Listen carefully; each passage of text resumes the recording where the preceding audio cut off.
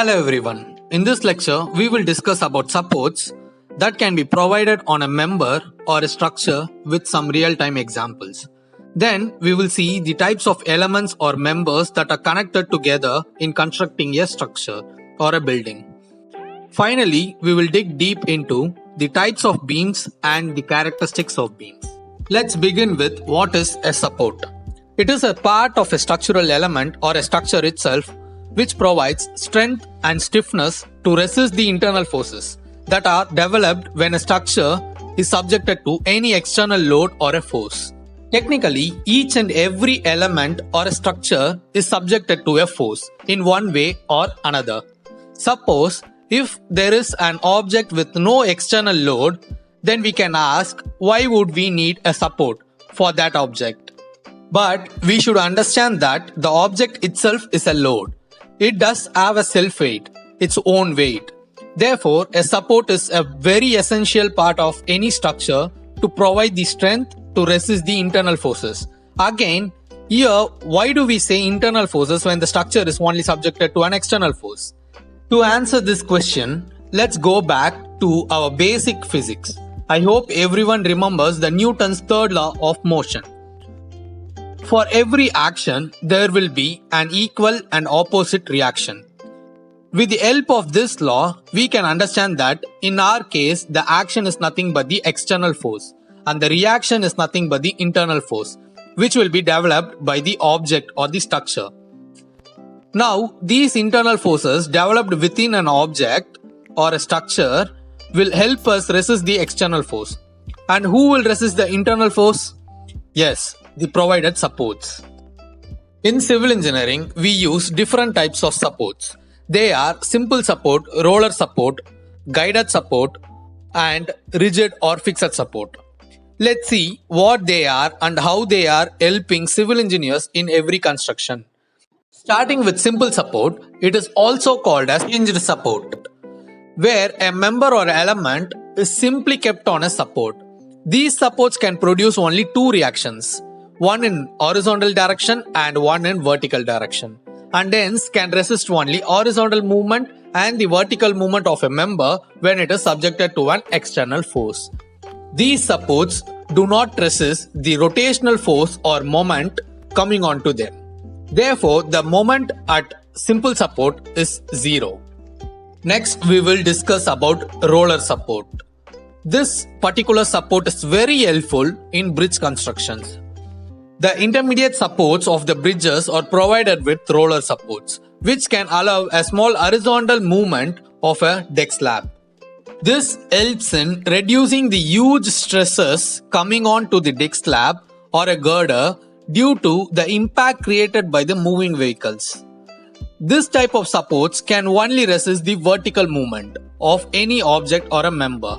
Henceforth, can produce only one reaction, which is perpendicular to the support. The roller support cannot resist the moment and the horizontal movement of the member to which it is connected. Therefore, the moment and the horizontal reaction is zero in this support.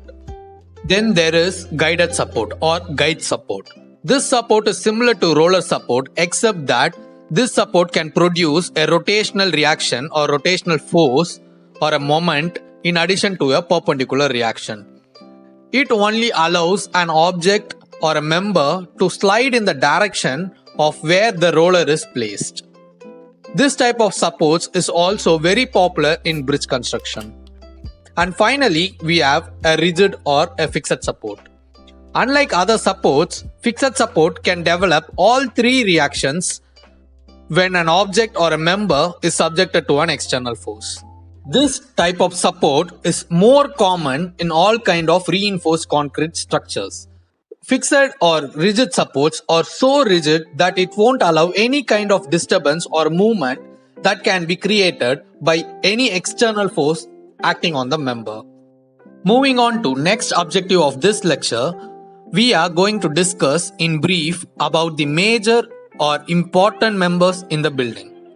When we break down a structure or a building, we can see a number of beams, columns, slabs, and foundations, which are the structural members in a framed structure.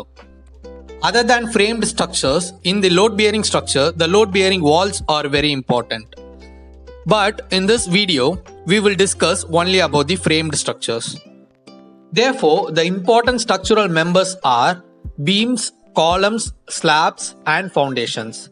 These members are further classified into different forms. When you consider a beam, it can be a simply supported beam, a cantilever beam, a overhanging beam, a fixed beam, or a continuous beam. Each type of beams have their own advantages. Like a simply supported beam have one end simple support and the other end roller support. The rotational moments in this beam at its support is zero. These types of beams are used as lintel beams in the building and tension or compression member or a girder in steel structures and bridges. Whereas the cantilever beams have one end fixed support and one end free. There is no support at the other end. Are mostly used in balconies and porticos and cantilever bridges. And in the overhanging beam, we again have two types. They are single-sided overhang beam and double-sided overhanging beam.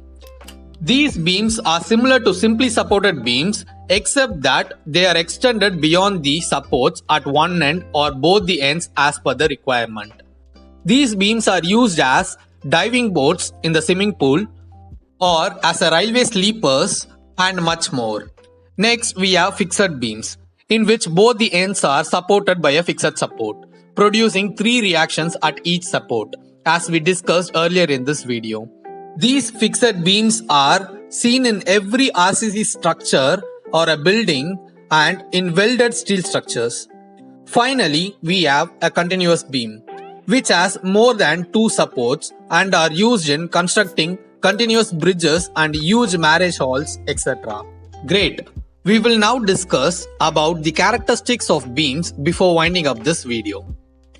A beam is a structural member where loads are applied in the lateral direction or the direction perpendicular to the longitudinal axis.